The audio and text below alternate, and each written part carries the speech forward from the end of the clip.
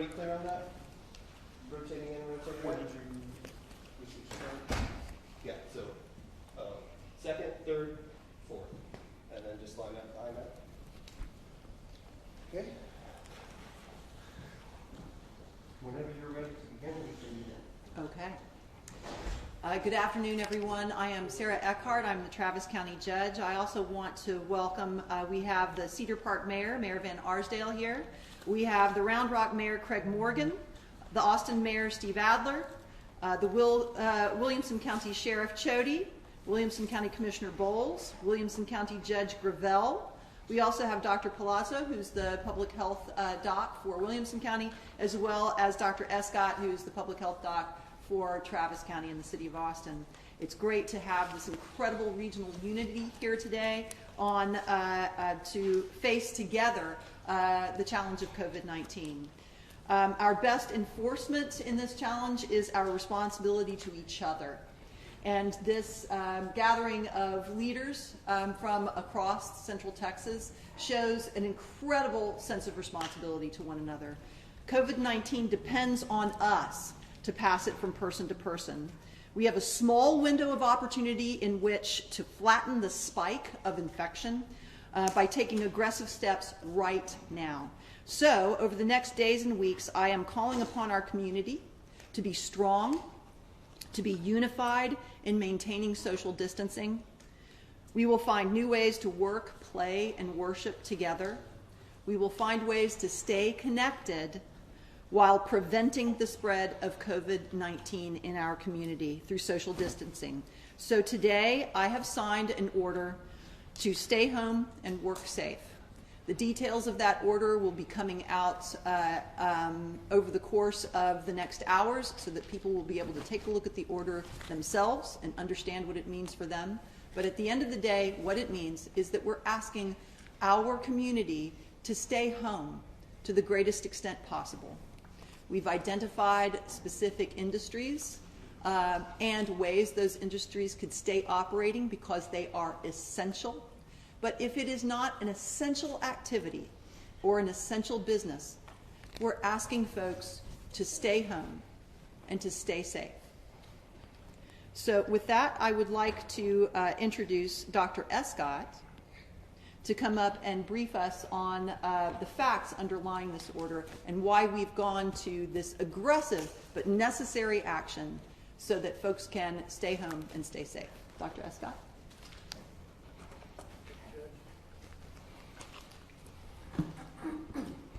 Good afternoon. I'm Dr. Mark Escott. I am the Interim Health Authority for the City of Austin and Travis County. As of today, our jurisdiction has 86 confirmed cases. However, due to modeling that we've seen, we certainly suspect, even at this stage, we have many more than that. We know that we're challenged by testing. We know that we're challenged by getting folks through and getting results in a timely fashion. But what concerns us the most right now is the modeling that we've seen with our partners at the University of Texas at Austin. That modeling suggests that in the short term, in the next 3 to 4 weeks, our hospitals could reach capacity. That modeling suggests to us that if we put schools back in session, if we turn the businesses back on, if we allow people to go back to restaurants and bars and businesses today, that by May, we will need to be able to provide more than 20,000 hospital beds a day for our community alone. And I bring this up because we have to forecast a little bit. The lessons learned have been loud and clear from China, from Italy, from Seattle, from Washington, from New York. We cannot wait until the hospitals are already overrun to make decisions and act decisively to prevent this spread. Now, we've made difficult decisions before. Closing South by Southwest, the Spring Festival, closing restaurants, dining rooms, and bars and businesses. But these decisions are not as difficult as the ones that we really want to prevent from having to make. Those decisions are which member of our healthcare community gets personal protective equipment? Who gets masks? Do we give it to first responders? Do we give it to hospitals? Do we give it to nursing homes? Other decisions that are even more difficult.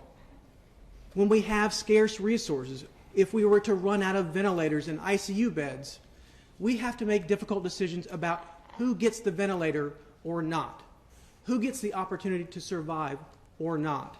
These are decisions that are already being faced across the globe by communities who are already at war with this virus, and one that we can prevent or at the very least delay substantially until we can be more prepared to fight that battle here. Today in the city of Austin and Travis County, we have enough hospital beds, we have enough ICU beds, we have enough ventilators to get us through the next 3 to 4 weeks. But if we don't take action today, we are going to run out, and we're going to run out soon. It's important for us to also remember that when our friends and our colleagues and our families are already at war in California, in New York, in Washington State, we should be at war also. We need to have that war mentality. We must band together right now to ensure that we are strengthening our defenses and that any excess that we have, we are sharing with those communities who are already in battle. We can't take chances right now, not when we are still identifying additional bed capacity, additional ventilator capacity, when we are still in the process of ramping up testing, when we are still trying to identify personal protective equipment that our healthcare providers and our first responders need to protect themselves and their families from this virus. I will not ask them to sacrifice themselves because we fail to act. We are acting today. And for these reasons, I recommended to the mayor and the judge that we transition to this stay-home order effective immediately. Now, over the coming days, the University of Texas is going to share some of the modeling information that we have seen. And you're going to see some numbers about social distancing. Right now, we believe, before today, that we've been at 50% social distancing through the actions that we've already taken. That has bought us valuable time, and we acted early. Now we're hoping that this action will get us at least to 75%. But I want to be very clear with the members of this community. We need to be at 90%. And that takes you.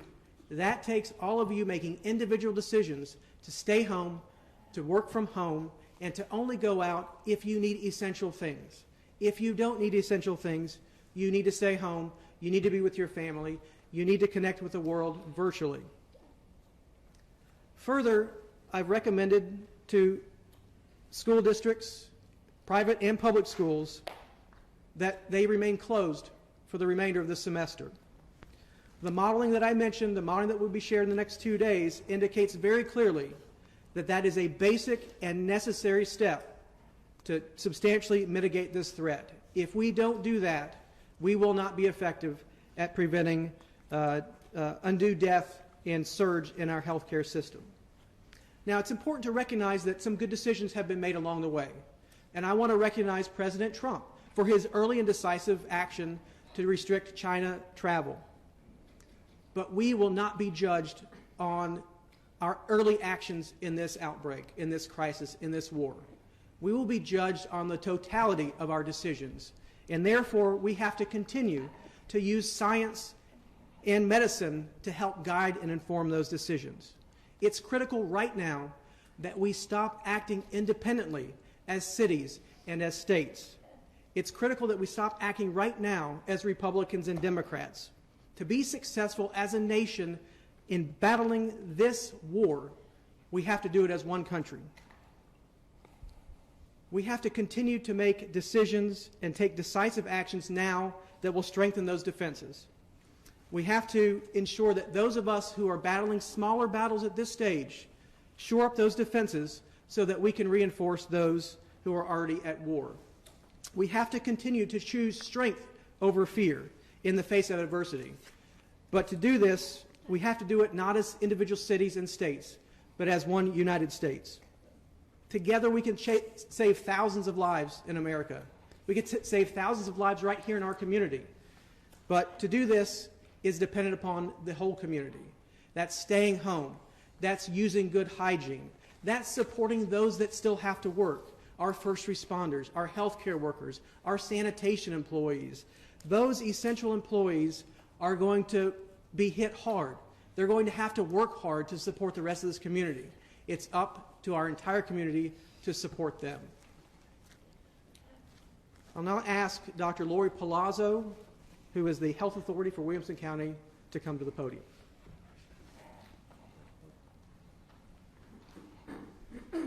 Thank you, Dr. Escott. I can't emphasize enough what Dr. Escott just said. We do have to work together. This is important for us to do this and to make this move, that we all do stay home and stay safe.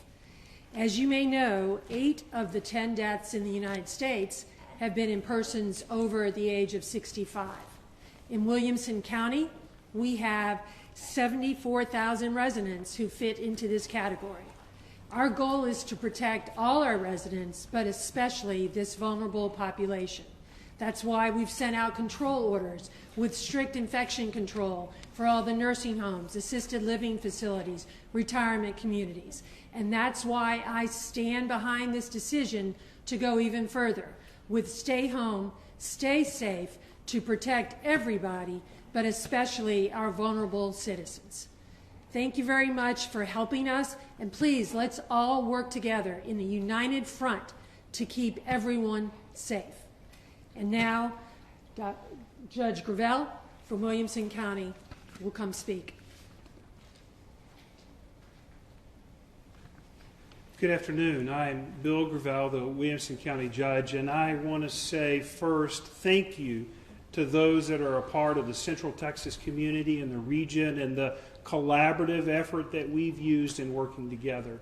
I especially want to say thank you to Judge Escott in Travis County and how we've been able to partner together, because we have cities that cross county boundaries. I want to say thank you to Mayor Atler, because we have Austin in Williamson County and Travis County. I want to say thank you to Mayor Morgan in Round Rock, who is in the same situation, as well as Mayor Van Arsdale from Cedar Park. What we're talking about today is not just a county approach, but a regional approach to fighting something that we're facing. The coronavirus knows no boundaries. It knows not Williamson County or Travis County. It knows no boundary of white or black or young or old. This virus knows no boundaries. So we must, as a community, come together and work together collaboratively. I've signed an order effective at midnight tonight for Williamson County to stay home and stay safe. During the Stay Home, Stay Safe order, you can check that out at your Travis County website or your wilco.org website and find those particulars that would pertain to you. What we're really asking for Central Texas to do is to come together and work as a region to care for those that are around us. Let's use technology in the next many weeks to communicate with our friends and to check on those. The greatest concern that I have as county judge and as a leader in Central Texas is for our individuals in our community that are alone, or perhaps they are afraid. Use this time to check on the seniors and the young and those that are alone near you. Use the technologies that we have to connect with each other. This is a time where the region comes together to be creative and innovative. And I want to say to the governor of the state of Texas, I respect you, and I trust the decisions that you're making for our Texas. I understand that you haven't issued a statewide order, and I completely understand what you're doing. I know that you're responsible for 254 counties, and we're only responsible for 2. We respect your decision, we need your support, and we need your help today and in the days ahead. I'm proud to introduce to you a man who I think has been a stalwart during this time, the mayor of the city of Austin, Mayor Steve Adler.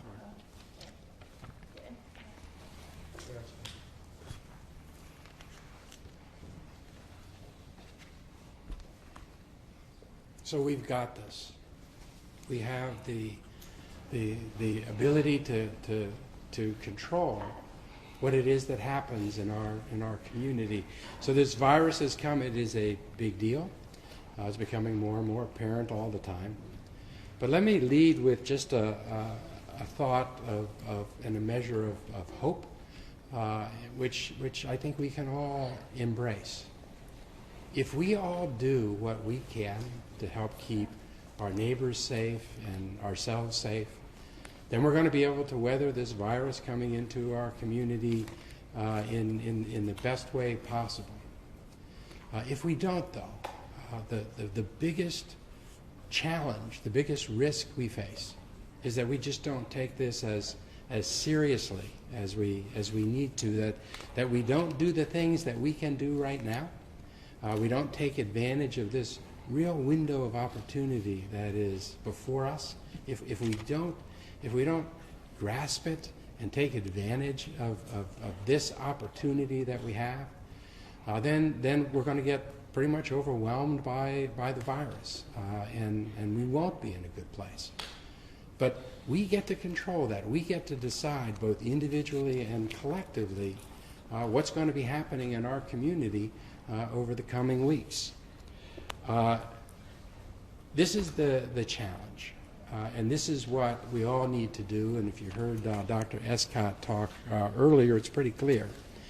We have to decrease the number of physical interactions that we're having by 90%. By 90%. That's a really big number. It's going to be pretty disruptive to people's lives. It's a real change in the way that we've been going about living until this very moment. But for at least some period of time, the challenge before us is, can we decrease those direct interactions by 90%? Because if we can, individually, if we can collectively, then we're going to be able to weather this. We'll be able to make sure that everybody who wants testing has the opportunity to be able to get testing. We can get down to 90% reduction in interactions, then all of our first responders and healthcare workers will have all the personal protection equipment that they need. Ultimately, we'll have all the ventilators that we need in the city. We get to decide that question. And what makes this difficult is we have to decide this question now before we actually see what it looks like when a lot of people in this city are catching this virus. And a lot of people are going to get it. It's a virus like the flu. It's going to pass through. What we're trying to ensure is that everybody doesn't get it. Everybody doesn't get it at once. So what's the best way to do that? It's to stay home and to work safe. And that's the orders that we're entering here today. The best way to be able to achieve that 90% reduction is for everybody to stay home. And to the degree that you can, everybody should be staying home. Now, the orders that we have exceptions. Obviously, there's some people that are going to have to go to work because their job or their function is really essential or critical for the city and the county and the community to be able to move forward. But everything that's not essential and critical, we're going to put aside for right now to help as many people stay as home as much as they can be home. It's okay to go outside. In fact, it's probably encouraged to go outside so you don't get stir crazy in the house. Go out to walk or to jog. But when you do that, don't do it in groups. Again, reduce by 90% the direct interactions that you're having with people. You can still go out to shop, to the grocery store, to the pharmacy, to get supplies. That's okay too. When you do go shop, go out and shop alone. Don't bring the whole family with you. Decrease those interactions. Make sure that when you do go out, that first, don't go out if you're not feeling well. Don't go out at all. But if you are feeling well and you go out to shop at the grocery store, make sure that you're staying 6 feet apart from everybody that you would be interacting with. You know, I am really proud of our region. acting the way that it has. Greatly appreciate the leadership of the county judge and the opportunity and the cooperation that the city has had working with Travis County. Our staffs are working with one another. We've been working together thus far with all the orders that have come out. We'll continue to do so. Wider than just Travis County, with Williamson County. It's great to see some of my colleague mayors here and others that would be here if we weren't practicing social distancing and trying to keep some people at home. But it's not just us. This same thing, virtually the same kind of orders, the stay home and work safe orders are now being put into effect in Houston and Harris County and Bexar County and San Antonio and Dallas County and Fort Worth. We see this now happening in the big metropolitan areas and the big counties around the state, because it's going to take all of us doing this together for it to be able to work. Now, we have pulled together before. We did it with the bombing. We did it with the water boil. It's one of the things that I love about this place. This one's a little bit bigger. It's going to be a little bit more sustained. But we know what's necessary. We know how good it feels to actually be able to do everything we can to help ensure that our neighbors are safe. This is my request for everybody. This is an order that's going to go into effect midnight tonight to give everybody the chance to kind of get ready for it, to close down their non-essential and critical businesses. Tomorrow we start this in earnest, although everybody that could start it today, please go ahead and do that. But this is what I want. When you go to sleep at night, I want you to count the number of people that you have interacted with over the course of the day. Think through the day, count the number of people, and see if you are successfully decreasing by 90% the number of direct physical interactions that you're having with people. We have to keep track of that number. Everybody needs to do their part in this if we're going to be successful as a community. If we do this, we're going to be able to get through this in a good place. But it's going to take all of us pulling together. We can do this. Thank you. Judge? So as you can see, although we are practicing social distancing, we are not alone in this. We have a robust local strategy, and we're deploying it so that we can stay home, work safe, and stay home, work safe is the best way in this moment to lessen both the health and the economic impacts of COVID-19. So I just want to say thank you to all the local heroes who are meeting this challenge with all their talents, their resources, and their ingenuity. We are all in this together. So with that, I'd like to kick it over to questions. Okay, Judge, the number of questions here. The first question is from Fox 7. I believe this would probably be for Dr. Escott. We know the number of confirmed cases are at 86. Do you have an estimate of how many others may be infected? Dr. Escott? So that's an excellent question, and the challenge is we don't know which factor to apply to that. We'll generally apply a factor of 7 to 10, which is what we're using to predict our capacity in 3 weeks' time. So we applied a factor of 7 to assume that there are 7 times the number of actual cases as the ones that we know about. And this next question is from the Austin American-Statesman. Will there be further limitations placed on outdoor spaces, such as the Greenbelt, Zilker Park, Lady Bird Lake? And is there discussion about a full closure of those spaces? I think, as the mayor and judge said, we're asking people to honor the spirit of these orders, and that is we really must decrease the personal interactions, the social distancing, by 90%. The green belts are a big space. People can space out. We're asking people to be cognizant that any time 2 people get together, face-to-face in particular, there's a risk of transmission. There's going to be continued transmission to some extent, even under these orders. But what we're trying to manage is the unbridled growth of spread across this community. So if we practice these social distancing techniques if we can really work hard together as a community to reach that 90% together, we won't have to order anything further. And we are looking at ways to actually calculate how successful we are at social distancing. Some of that will be evident by the number of cases and whether they continue to grow or we start to see it trail off. But we are looking at ways to calculate that so we can tell if we need to increase restrictions or potentially at some stage loosen those restrictions. Judge, do you have more to add? Oh, no, you're good. Dr. Escott, you're awesome. Keep going. This next question is from K-View and the Statesman. To what extent will criminal penalties be enforced when it comes to this sort of issue? Really, what we're looking at, the best enforcement is our responsibility to one another. We do expect, as we've seen in the past, that this community comes together and that any kind of criminal enforcement is really not needed. We will first seek to inform, second, actually primarily seek to assist and to inform. Enforcement is the last option, and only if we see something really egregious.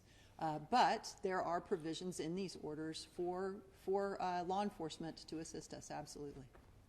While I have you up there, Judge, another question from the Statesman was any further sort of escalating of this, or is this sort of the highest thing we could do? Is there sort of a full lockdown or further restrictions or something on the table? Would there be anything that would lead to more As restrictions Dr. like this? Escott mentioned, we are hoping that this is what is needed because we will achieve a 90% compliance in order to reduce circulation of individuals and thereby reduce the circulation of COVID-19 in our community. We are really relying on our local heroes to reduce those social interactions, to keep that social distancing up, and to do all the things that are detailed in what will be known as Exhibit B of these orders with regard to our health department's guidelines and requirements in order to reduce the spread of this disease. Yeah. CBS Austin has a question.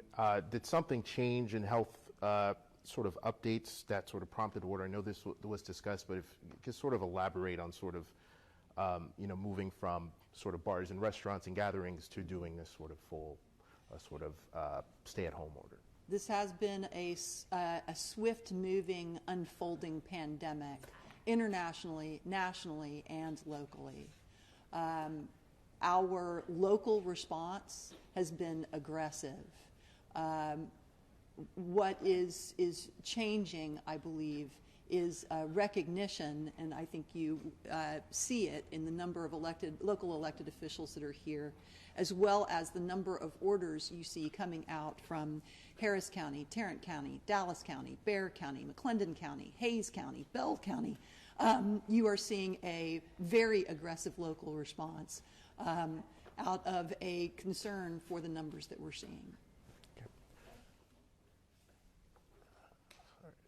Going down the list here, in terms of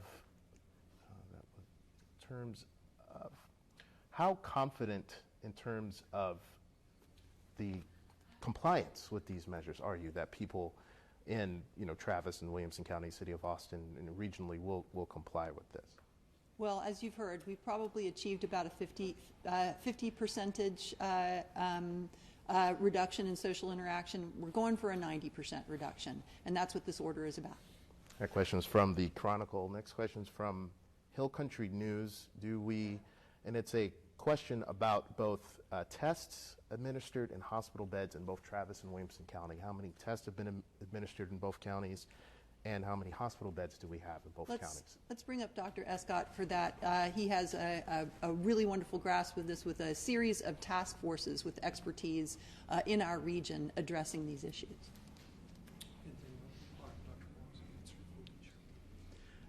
So we are working with our healthcare administrators from our big three networks, Baylor Scott and White, St. David's, and Ascension Seton, to identify both what our current capacity is as well as what our surge capacity can be with extra beds and vents and isolation rooms.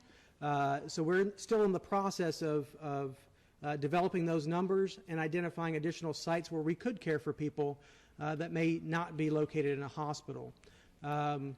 We are working on releasing a dashboard later today or tomorrow, which will give a status update for Travis County in relation to number of cases, some demographic information about cases, so that we can provide additional details.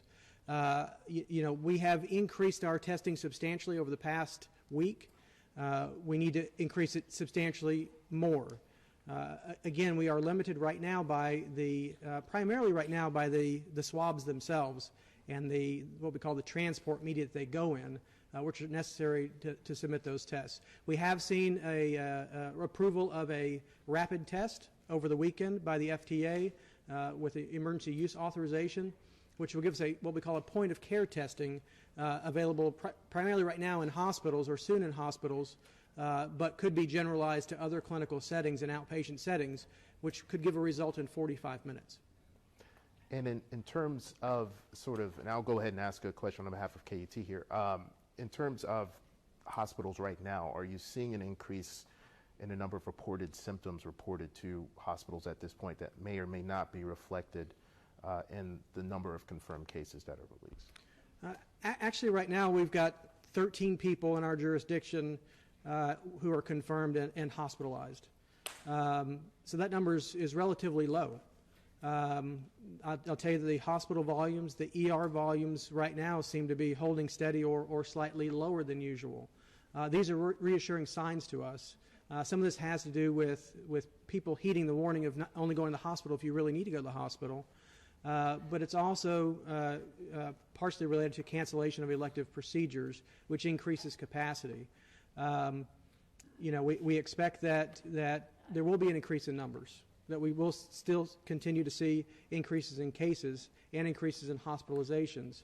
But by taking this action now, we're hopeful that we will never, at least in the short term, hit beyond capacity where we can't effectively take care of people in the traditional setting. I'm going to ask Dr. Palazzo to step up to talk about Williamson County.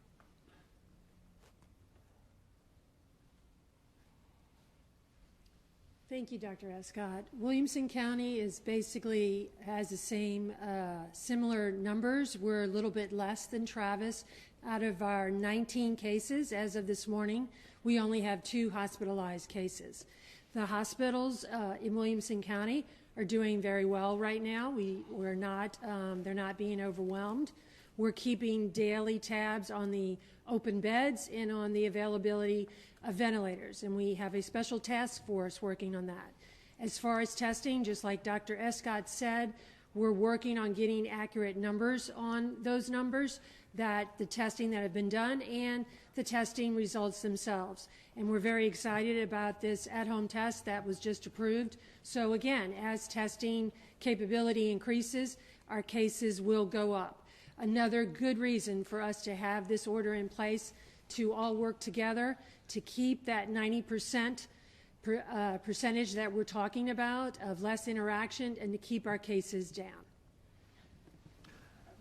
We had a couple of questions from both Community Impact and the Austin Business Journal related to construction projects in the area. Community Impact's question was about some of the bigger projects such as the MLS Stadium, projects up in Round Rock and some of the towers in downtown.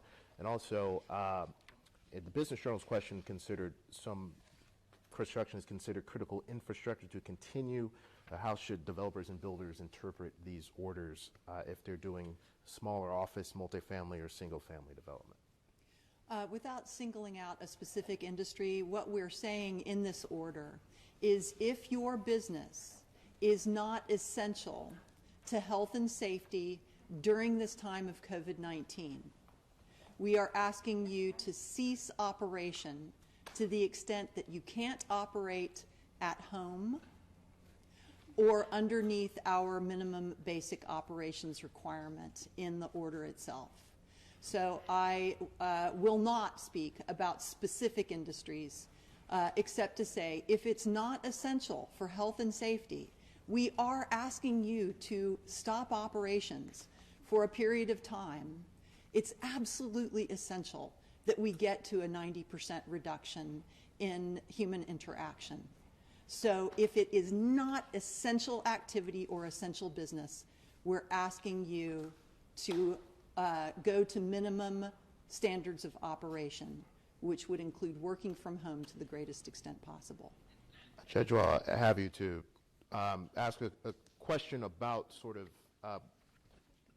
if we're doing this sort of regionally between these counties, do you feel that some sort of more statewide order should be issued regionally? I believe you mentioned yesterday evening sort of an MSA order if the governor chooses not to do the whole state. What are your thoughts about that and how that would impact compliance? We, of course, need a statewide strategy. We need a national strategy. We at the local level are providing a local strategy with aggressive action in order to reduce by 90% our social interactions. Of course, we will continue to advocate for a unified state and national action, absolutely. But I am so buoyed by the unified and swift action of my fellow local leaders. And we will continue to work with our major metros across the state, as well as the surrounding counties, to have a unified response.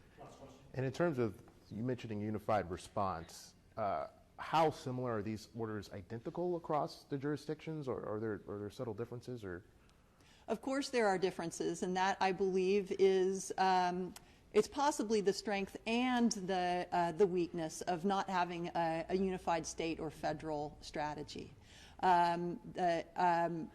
There will be differences from order to order and from community to community. We will stay engaged as we all already are. We have multiple text strings going right now among the mayors.